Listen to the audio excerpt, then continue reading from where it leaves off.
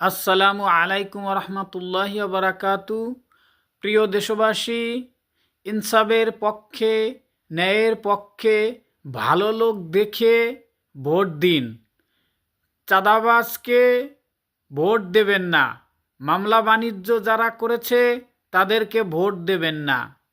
যারা মানুষের বিপদে এগিয়ে আসে, মানুষকে উপকার করে, মানুষের ভালো চায়, তাদেরকে ভোট দিন।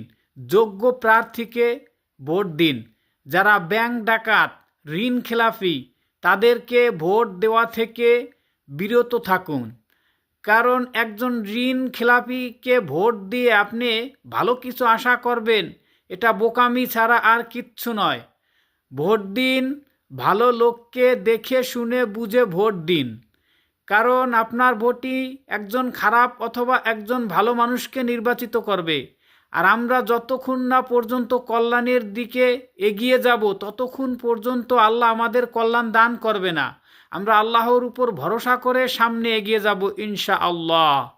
আল্লাহ আমাদের উপর সহায় হন। বাংলাদেশের সোনার মানুষগুলো সোনার বাংলা গড়ুক, এই আশা এবং এই দোয়া কামনা করে, হে আল্লাহ আমাদের বাংলাদেশে শান্তি ফিরিয়ে দিন।